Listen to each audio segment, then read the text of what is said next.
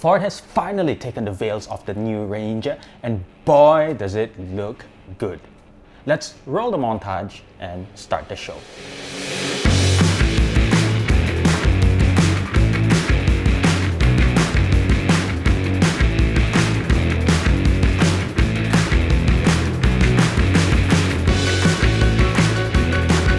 There's a lot to unpack here, so we'll start with the most exciting, which is Powertrain. A lot of Ford Ranger customers, the existing ones, they want more power and they want the pickup to be a little bit more torquey than before. So what Ford did was answer those questions with a brand new 3-liter turbodiesel V6. So that's a 6-pot engine taken from the F-150 pickup truck, and man, such big news this is.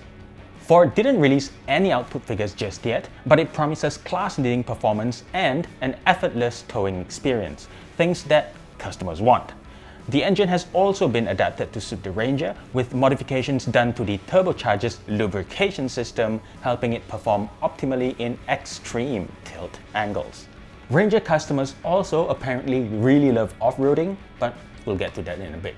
For now, I just want to add on a little bit on the powertrain, and if you've been wanting a petrol engine to go with your Ranger, well now you can, because there is now a 2.3-liter EcoBoost engine that's a 4-cylinder mill that's used in the Ford Mustang from before, as well as the Ford Focus ST. So that is also big news. The familiar bi-turbo and single-turbo 2-liter diesel engines will be carried forward, and Ford assures that they are both more durable than before. Ford also acknowledges the oil leak issue, so there are new gaskets to prevent that from happening. According to Ford, it conducted over 5.5 million kilometers of testing for the engine, and during lab testing, they ran the engines continuously at full throttle for 700 hours. That's like going around the globe 6 times at full throttle, and they do it in temperatures ranging from -40 degrees Celsius to over 50 degrees Celsius. So we're talking very extreme levels of simulation here, and apparently the engine's passed with flying colors. Transmission options include the same 10R80 and 6R80 units from before, but of course they are both made to be a little bit more efficient this time. The gearing in the 10-speed gearbox is also tighter, which Ford claims to provide a lag-free experience even when you're accelerating from standstill. So in the current generation engine, the 10-speed gearbox does have a little bit of dead zone when you're accelerating, but Ford says the new one is better. And this is also claimed to improve towing performance as well as off-roadability. So that's again good news. One really nice feature that has been added to the 10R80 gearbox is the adaptive shift scheduling, which basically is a smart function that chooses the right gear for the right engine speed all the time. And the clever part is it adapts to your driving style. There's also a brand new MT88 manual gearbox that replaces the older MT82, and this can be adapted for 5 or 6-speed manual configurations.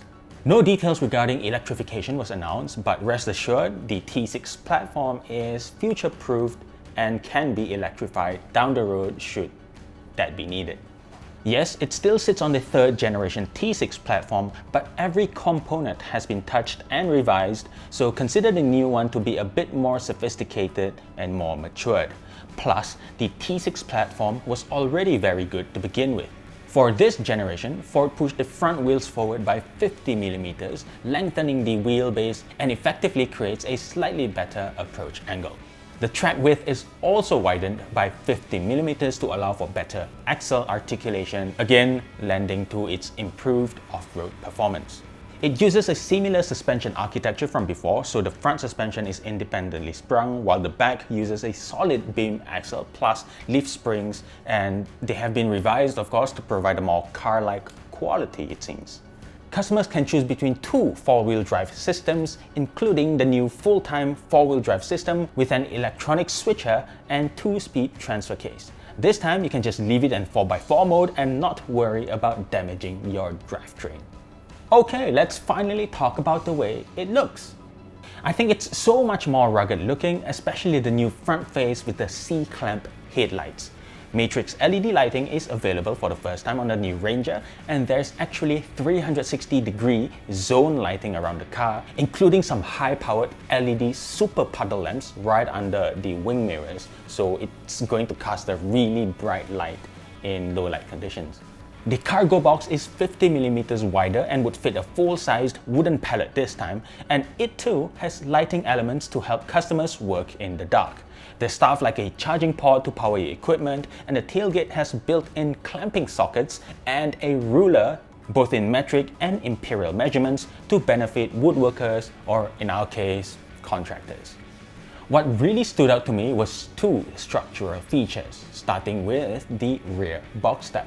So what this is basically a literal box right behind the rear wheel for you to step onto. It can fit 2 big feet, apparently, so you don't really have to step on the wheels again. You know, sometimes when you modify your Ranger, you can have really big wheels on it, but this time you just step into the box and it's textured to give you real grip in all season weather, so it's so much more practical. You just hop on it and then you can access the cargo box. It's so genius. I think it's only a matter of time before pickup truck makers start copying it.